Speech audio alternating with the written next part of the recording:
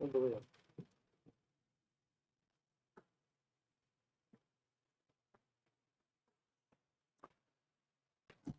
الله الرحمن الرحيم. الحمد لله حمدا كثيرا وطيبا مباركا فيه، واشهد ان لا اله الا الله وحده لا شريك له وهو ولي المتقين، واشهد ان محمدا عبده ورسوله صلوات الله وسلامه عليه. Today, inshallah, we're going to make today's topic about the Nabi of Ar-Rahmah, the Prophet of Mercy. Prophet Muhammad sallallahu alaihi wasallam is the Prophet of Mercy. And as Muslims, we have to do our best to try to follow him in everything that he did to the best of our ability. Even those issues that are mundane and they're not from the ibadat, the worship, we still have to try to follow him to get rewards. But especially in the things that are from the religion, we have to follow him. We have to follow his character to the best of our ability. We have to continuously try to better ourselves, all of us. There are some people that Allah Azza wa Jal, he has given them good akhlaq. Okay, one of his names is Al-Wahhab. Allah is Al-Wahhab. So the person is Abdul Wahhab, the slave of Allah, the one who bestows something on you. So there was a companion that the Prophet said about him, sallallahu alaihi wasallam, you have two character traits that Allah loves. Two things about you that Allah loves. He said, what are they? He said, you are gentle and you are easy with people. Allah loves that. And the other one is, you're not in a hurry. You don't unnecessarily be in haste. You don't drive fast. You don't speak fast. You don't make quick decisions. You're calm, cool, and collected when you have the ability to do that. Those are two characteristics that Allah loves. One of them, you're gentle and you're easy. That's another dalil from the many dalils and proofs to show that the Nabi of Islam, sallallahu alaihi wasallam, was the Prophet of mercy.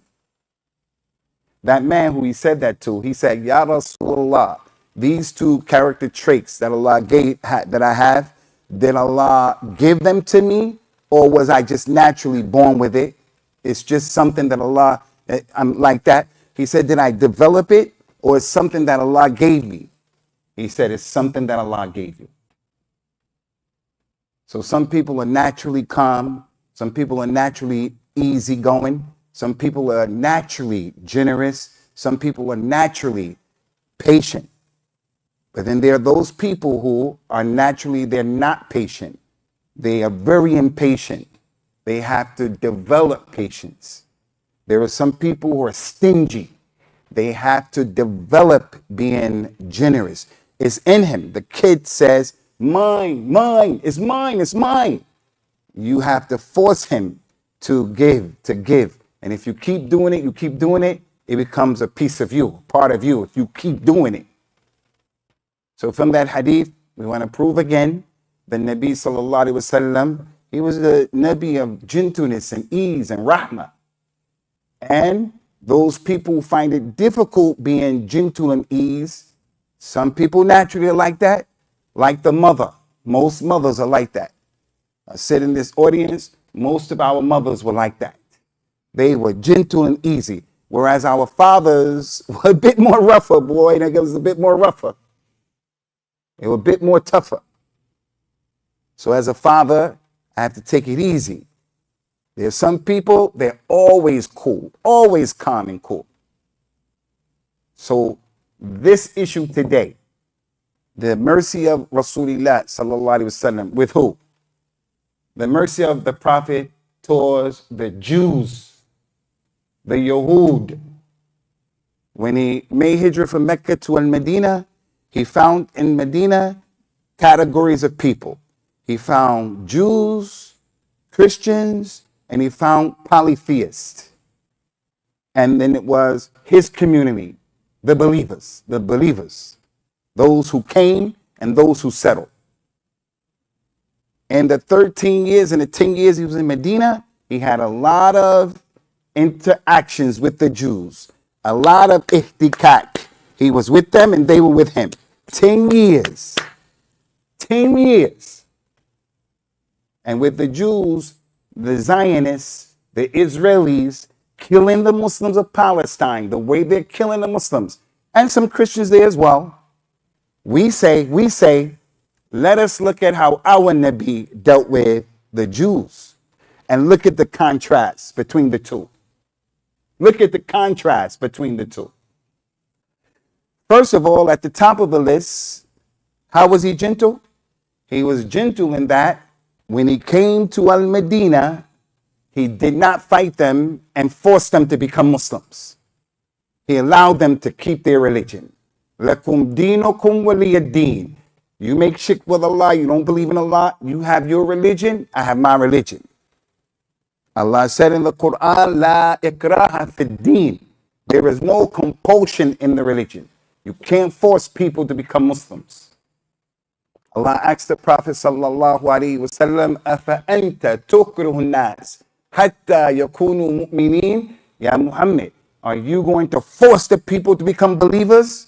They call that the su'al al-inkari, telling them you can't force people. That's a rahmah. When we look at these Western societies, these democracies, they want to force us. They want to make us do what they want us to do. Except homosexuality, they want to make us do that. No, man, we don't want to do that. That's not our religion, and that's not our fitrah. And we don't want our children on that. But they get mad at you and put pressure on you. If a person doesn't want to give his children the shots, I'm not telling you give it or not give it, but some of those shots have poison in it. If you don't want your child to give the shot, they'll make you give the shot. But I've studied, these shots are harmful. They don't care. So they make you do things. The Nabi wasn't like that, sallallahu alaihi wasallam. He didn't force them to become Muslims. Not only did he not force them to become Muslims, but he, sallallahu alaihi wasallam, even allowed the Muslim men to marry from their women. Which brings me to the second issue of the Nabi's rahmah to the Yahud, sallallahu alaihi wa ala alihi wasallam. Rasulullah, when he came to Medina and he saw the Jews doing certain things and he saw the polytheists doing the opposite, he would do what the Jews were doing and not do what the polytheists was doing, as long as there was no revelation. Because he felt that the Jews were closer to the Muslims. Why? We have the Quran that came from Allah. They had the Torah that was revealed on Musa. And although the Torah had been corrupted, still, even to this day, we're going to say as Muslims, Jews are closer to Muslims than Christians. Because Jews, for the most part, the religious ones, they believe in one ilah. The Christians believe in Jesus, they believe in the Holy Ghost, they believe in all of that stuff, and they believe in all kind of other things. So from his rahmah is, he used to do some of the things that they did in order to do what? First of all, they had a divinely revealed book. And also to get these people to try to see, hey, we're not against you. Become a Muslim. Become Muslims. But when he saw they were arrogant, when he saw they had that impossible stubbornness, when he saw their treacherous nature, when he saw all of the stuff that they did in a 10-year period, he dealt with them in another way.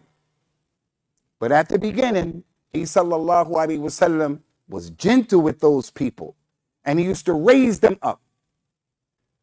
From his rahmah with them, sallallahu alaihi wa ala alihi wasallam, is that the Nabi of Islam used to give them their rights and agree with them when Muslims did things to them bad, or when a Muslim was wrong towards the Jew. And you guys have to hear me out. I don't know about here in America because I haven't mixed with a lot of youngsters in America. But in the UK, there is a level of extremism and radicalism in America. We have some du'at, give dawah to that here. We have some people. I know some people. I'm not going to mention their names, but I know some people in America who praise people who are terrorists, people whose dawah is overboard and extreme and it's violent. And we say, no, we're against that. And we'll call it out. And we'll be very clear in calling it out. But at the same time, we're going to say, you give me the definition of terrorism and I'll tell you these Western countries are the biggest terrorists. Anyway, the Nabi sallallahu alaihi wasallam had a consistent pattern. In the UK, some of these people believe you can rob a Jew, you can hurt a Jew, you could do this. Hamas and what they did as it relates to killing innocent people who have nothing to do with that issue. Maybe they did, I condemn that. But I also condemn what you people have been doing to these Palestinians for the last 70 years. And I condemn what you've been doing to them after that. I'm not going to hesitate to say no Muslim should harm an innocent person, whether he's Sikh, Hindu, Jew, Christian, white, black, purple, green, Martian, whatever. You can't even harm the jinn. There are things he told us to do, to be aware of, harming the jinn. Now is not the time for that. So the point is, there were some Muslims who did things to Jews during his time, and he ruled in favor of the Jew. Like the Muslim man and the Jewish man were arguing. And the Jewish man said, the Muslim said, I swear by the one who sent Muhammad as the best prophet, this and this and this and that. He made his point. The Jewish man said, and I swear by the one who sent Moses and made Musa the best prophet. The Muslims' jealousy overwhelmed him and he slapped the man, pow, right in his face. Can we slap people in the face? Can't slap people in the face. Can't slap your child in the face. Can't slap your wife in the face. A man slapped another man in the face from the companions. The Prophet said, don't hit people in the face. Verily, Allah created Adam in his image. We look like Adam, the way Adam looks. So you shouldn't slap people in the face. When the Jew went to the Nabi, sallallahu alaihi wasallam, he complained. He told him what had happened. He asked the Muslim what happened. The Muslim said, he swore and said that Musa was the best person. And I swore and said you. And I got upset, I smacked him. The Prophet told the people, sallallahu alaihi wasallam, do not put me above Moses. Don't raise me above Moses like this man did. Is Rasulullah above Moses? Yes, no doubt. He's the Sayyid of Bani Adam. He's the best of Adam's children. He's the number one prophet and messenger, sallallahu alaihi wasallam. But in our religion, we don't do that. We don't say, like the Jews and the Christians, we accept Muhammad, but we reject Isa. We accept Muhammad, but we reject Musa. We accept Muhammad and Musa. That's what they do.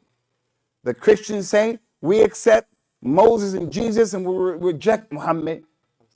The Jews say, we only take Moses. We don't take Jesus and Isa. So Allah described us in the Quran, the people in the Quran, La yufarriqu bayna rusuli. We don't make any of these kind of distinctions. I take him and I talk bad about him. No.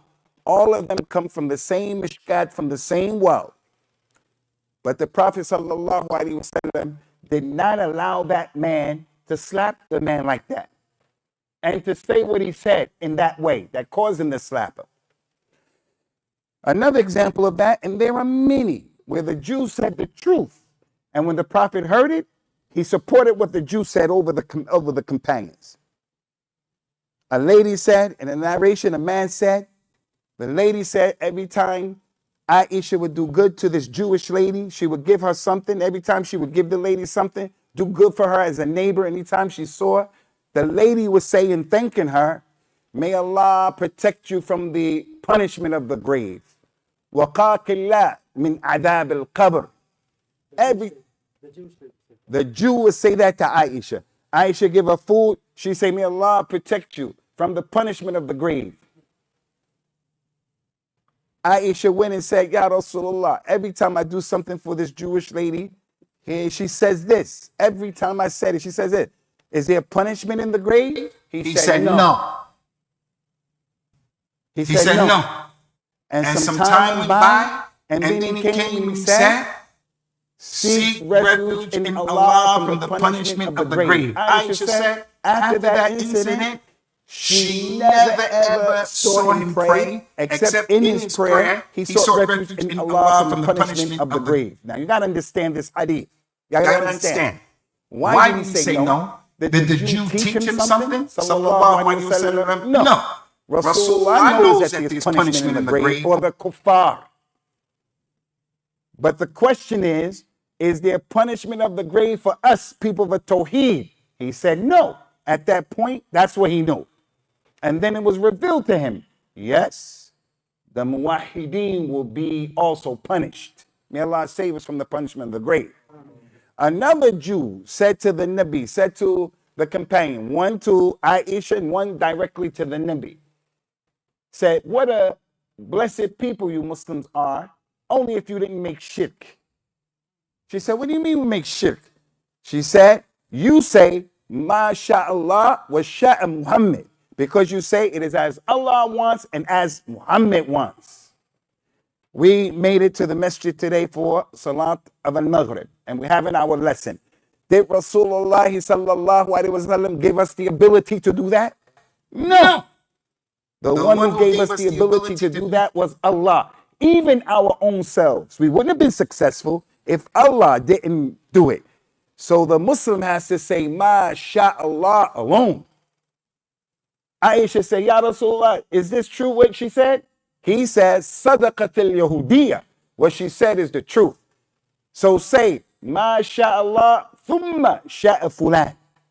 So if you ever say that, say it is as Allah wanted and as you wanted. And then as you want it. First it's Allah, and then as you want it. I see my little nephews here, and they are flexing, they styling today. MashaAllah, they came to the masjid. We say, MashaAllah, thumma sha, their father, their mother.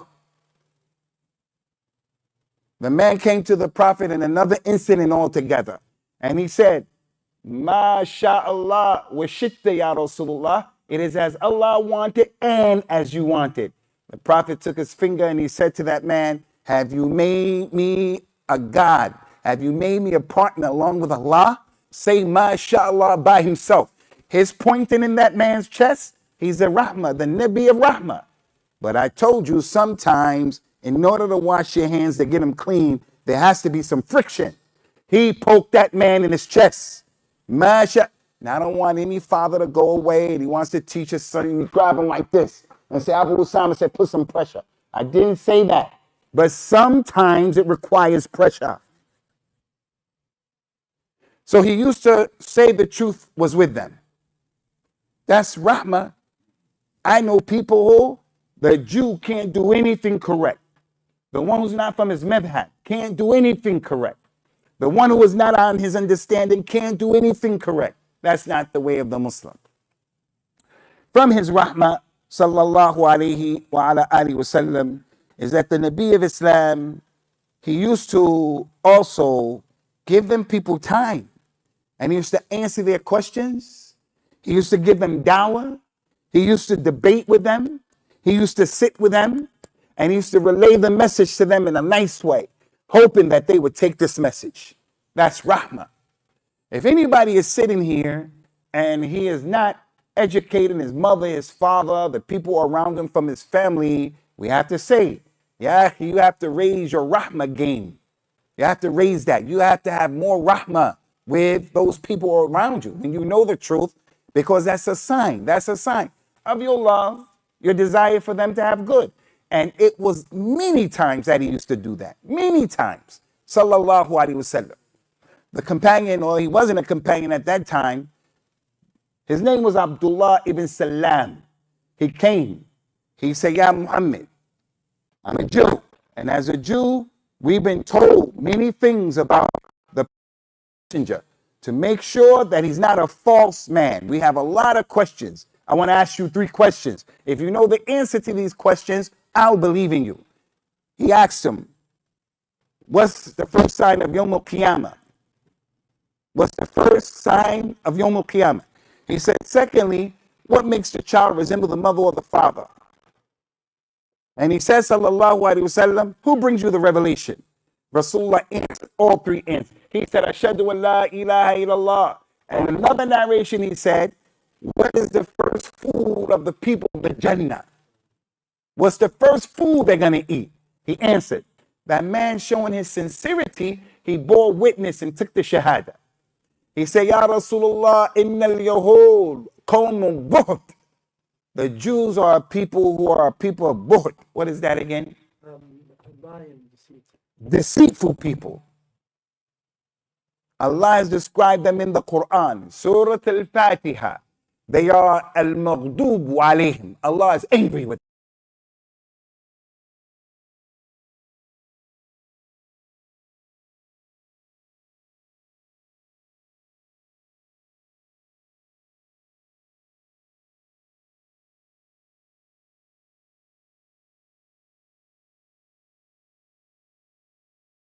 So that man said, I want you to call the Jews here, and I'm going to hide in the closet, and you ask them about me.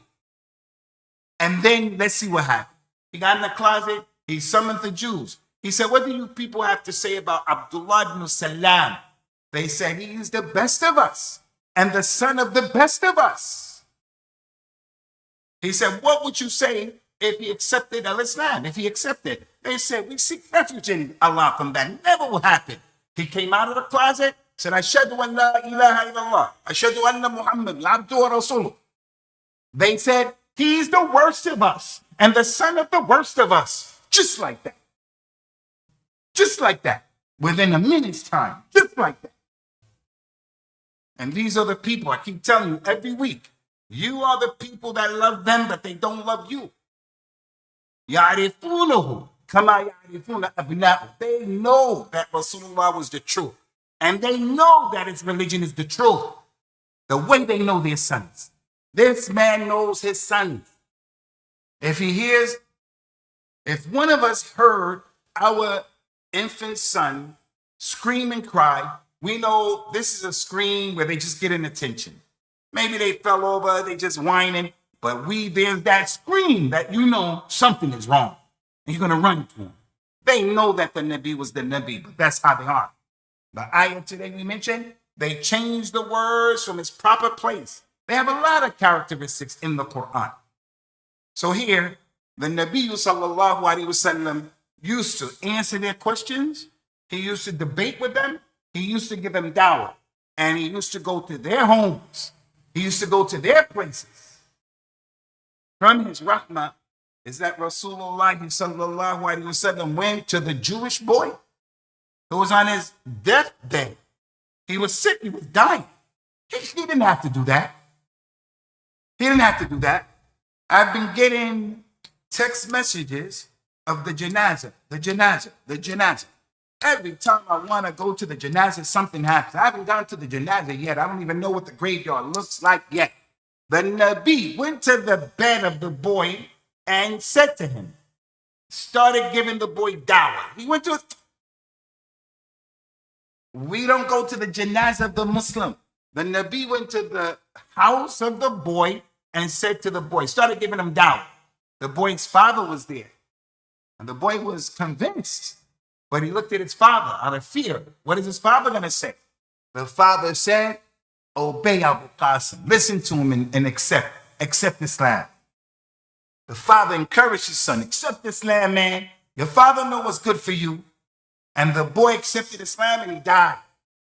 Rasulullah praised Allah, alhamdulillah. All praise due to Allah, who saved him from the hellfire through me. That's rahmah. He didn't say all of those characteristics of the Jews in the Quran, I hope they get destroyed. We shouldn't use that language in giving dawah. We'll expose them. We'll tell the people their reality, like we told the people Friday with Musa and seeing the boy who was killed. Musa naturally, he was like, what are you doing? You can't kill someone like that. But their hatred for Islam, from their characteristics that Allah mentioned, Ashaddun Nas, Adawatan lilladina amanu al-yahud. Those people who hate the believers the most, the ones who hate the Muslims the most, are the Jews and the polytheists. The polytheists because shirk is diametrically opposed to a tawheed, the cornerstone of Islam. And that's why, Ikhwani, we cannot be of the people who are Muslims, but they hate Tawheed, they hate people of Tawheed. Because you're being like the Jews, the ones you claim you don't like. You're being like the Jews. When someone comes and he's giving dawah to Tawheed, you call him Wahhabi? What are you doing? Why you hate Tawheed like that? The other issue here, as it relates to those Yahud, this is one of the reasons, leave it and have no doubt. How can it kill people like that? How can it kill people like that in Palestine? How can? Because they hate you. It's that unhealthy, super duper uber hate that someone has for someone else, that they want you to be destroyed. From the rahmah of the Nabi, sallallahu alaihi wasallam. Listen to this. There were some Jews who were at war with Rasulullah. When he came to Medina, he didn't fight the people. He didn't kick them out. In Mecca, the people kicked him out. And he was born there. It's his homeland. Where's the rahmah? He was their relative, and they kicked him out. Because the Mushrikeen, they hated Dawah, the Dawah of Tawheed. They kicked him out, tried to kill him, tried to kill his companions. So they escaped. When he arrived in Medina, he had some power in Medina that needed to be respected. What did he do? He did what was wise. Remember to remind me before I finish, the Jewish lady who gave him poison. Gotta remind me of that. When he arrived in Medina, he said, come, Jews, let's make an agreement, an alliance. You live in this city, I live in this city. You lived here before me. I have my community, you have your community. They were three tribes, Bani Nadir, Bani Qaynuqa, and Bani Qurayza. 3 tribes were there. When the Prophet came, he made an agreement with them, agreement with them, agreement with them. We have to protect this city because it's in our own best interest. Make alliances. Each one of them broke they were treacherous. They betrayed, and the Nabi dealt with them. And I will not apologize. If someone came and said, oh, he really dealt with them very severely on the day of Khaybar, I'm going to say that's right. But look what they did in the 10-year period. Now listen, look at the rahmah.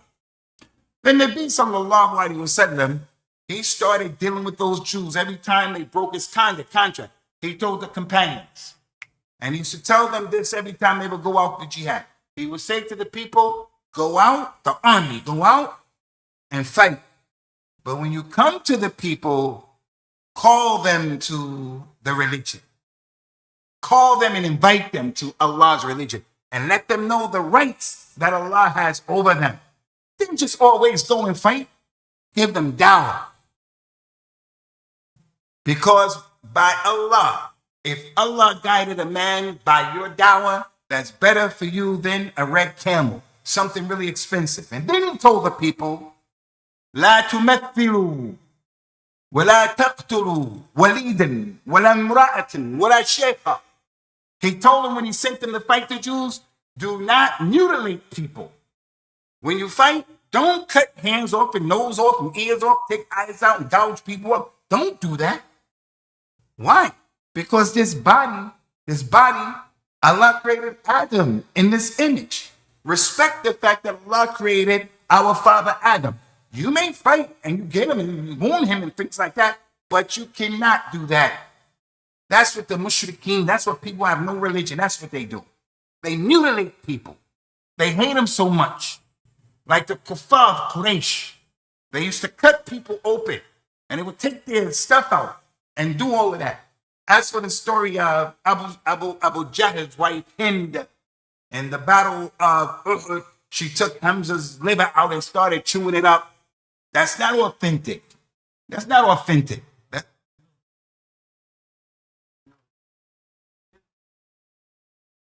Now, we'll go back and check that. Somebody check that for me right now. Fact check that right now. We'll find out who that is. I was going to say Abu Sufyan, but I think it's Abu Jahl. But check it out.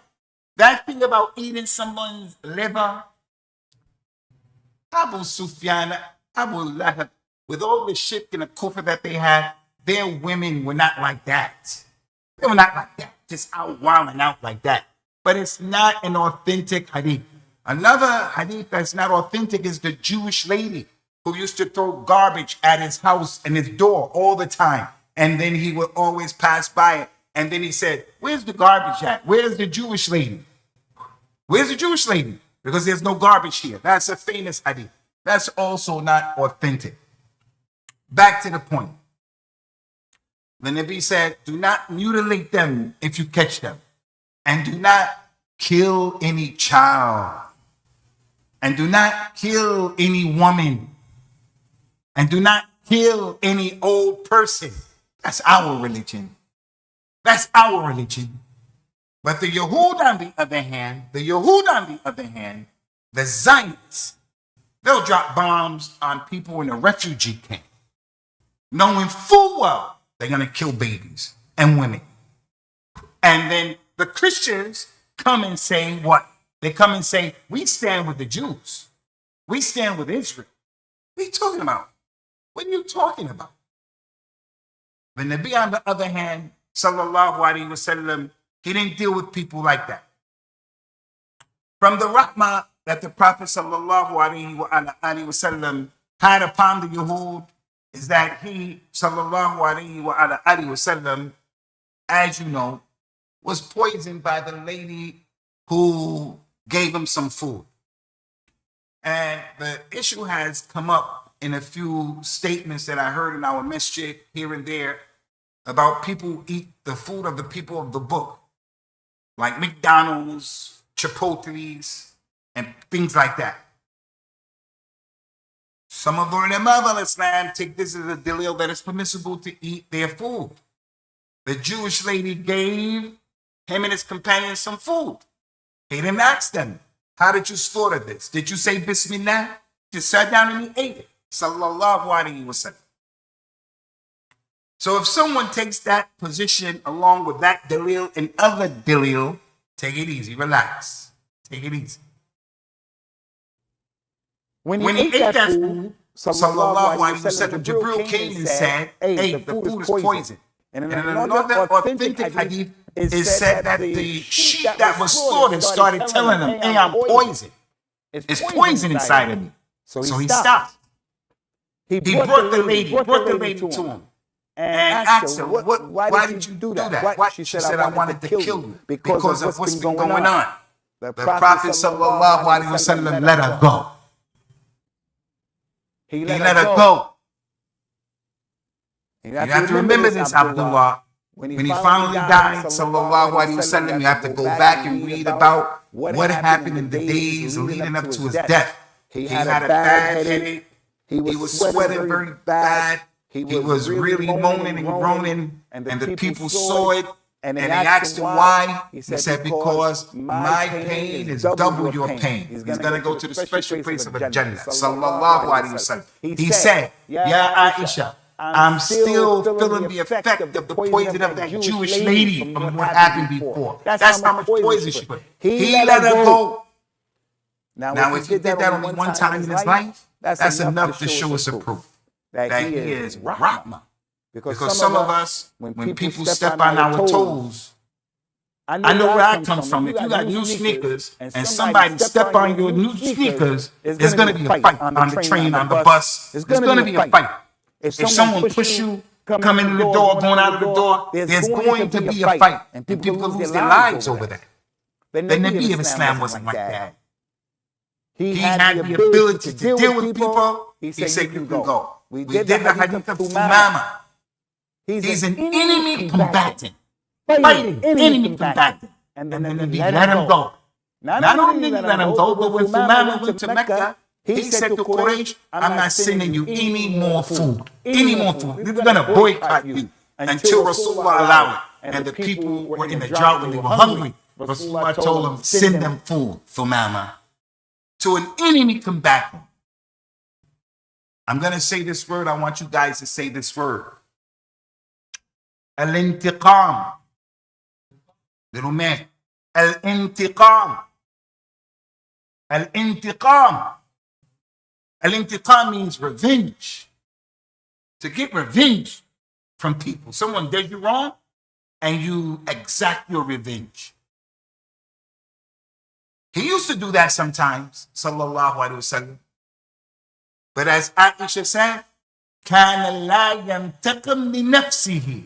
He never would get revenge for himself. But if the hurumat of Allah, if the rights of Allah, those things that Allah made haram, if that was compromised or trampled, he would deal with you. But if you knocked his tooth out, he would let you go. If you do, he would let you go. But when the people talk bad about his wives, when they talk bad about his wives and made up poetry describing his wives, because his wives are our mothers, I won't even illustrate the mahasin of the woman. I won't even illustrate it because it wouldn't be appropriate. Those are our mothers. When they talked about his wives, he didn't let them go. He didn't let them go. And that's how we have to be to the best of our ability with our women, knowing that every woman is on her level of understanding and application. We have to be gentle, but we have to be persistent. If you really, really love me, I don't want anybody seeing your muhasin that they don't have to see. If you really, really love me, and you do special things for her, you do special things for her, showing her, hey, we're a team. I'm going to do this, that, because I expect you to also do this, that. Can't always be do for me, and she cannot do for me, do for you. He would get revenge then. Ali, as my little brother, Ali, you have to have a ghayrah for your mother, for your sister.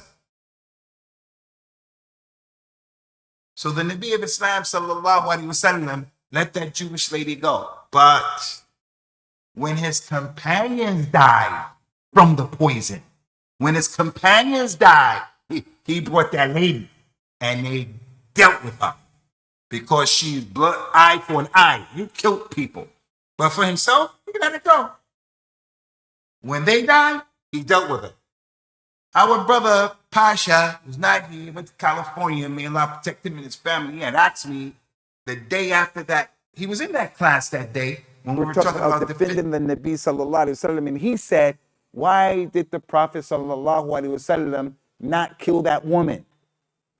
The answer to that is Rasulullah was merciful and he also was hakim. He was intelligent. He wasn't always trying to fight every battle. He was trying to get stability. He was trying to calm things down. If he's always fighting every door, he's just fighting, when and how is the community going to grow? Ali ibn Abi Talib, when he became the Khalifa, the Khawarij were fighting against Ali. Aisha and some of the companions who were relatives of Uthman, those people killed Uthman. There's his relative, Aisha. And those people were saying, let's get him. Ali said, we're going to get him, but not right now. Not right now. We got to get stability. Stability for the Muslim is important. And that's why with the leaders of the Muslims, the hukam, don't be one of those people who, oh, the hukam, look at the hukam. Because I'm seeing that a lot these days with the Palestinian issue. I'm seeing that, I'm hearing that a lot. Stability for the Muslims is paramount. Paramount. So the Nabi was going to leave that situation. But now, because it was his situation, him. He could leave it. But when she was responsible for the death of someone else, he dealt with her. Sallallahu alayhi wa ala alihi wa sallam. So our Nabi and our Rasul and our religion, it acknowledges the virtues of the prophets and the messengers who were sent to the Yahud. It acknowledges that the Yahud are better than the Mushrikeen as far as Aqeedah and Iman is concerned. But there's the other side of the story as well. And that is, in our theology, the Yahud are they hate the Muslims more than anybody else. I saw that there's a brother somewhere in Florida. I got this today or yesterday. He was given a khutbah, something like that, and he's connected to a madrasa here in Florida. Now he's in trouble for anti-Semitism because he called it out for what it was. I didn't see it. I just read the thing because it's happening a lot now. If you say something and they want to force on us, be quiet and don't talk. And it's just a game. The society and the system is set up to make everybody quiet And the Yahud do whatever they want to do. And if you talk about it, if you just mention it, you're an anti-Semitic person. You love Hamas. You support. No, we don't love Hamas, any of that stuff. We make it clear before this, doing this, and after this, what we think about Hamas. But the reality of the situation is, in our religion, Ikhwani, it was the Muslims who used to protect the Yahud in Palestine. It was the Muslims who did that. The Europeans were dogging them people out in Spain and other. It was the Muslims. But how quick people forget. How quick people forget. So our Nabi sallallahu alaihi wasallam, he was held to a higher standard, and we have to be held to a higher standard. Never say, he did it to me, I'm going to do it back to him. Don't say that. They did that to me, lied on me, I'm going to lie on them. They stole my money, I'm going to steal their money. They oppressed me, I'm going to oppress them. Two wrongs don't make a right. Okay, Ikhwani, we'll stop right there. Inshallah, Azawajal. Little man, I want you to go to that door right there, that second door, just by the door. See that door? Then there's another door. Maybe the sister's going to send somebody down with a question, and then you bring the question back. You bring it to us, okay? Go ahead, homie. Turn the lights on. And don't be afraid. If anything happens, you just say, yo, and we'll be there.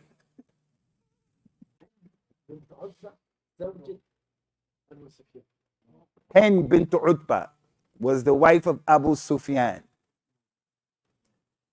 Shukran ya akhi. Abu Sufyan. Abu Sufyan. Abu Sufyan. Any questions, Ikhwani? Any questions? Any questions?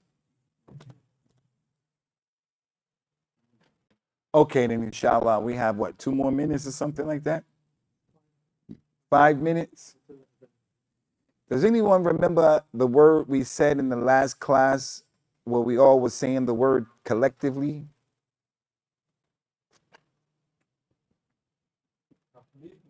Huh? There you go, brother. Yo.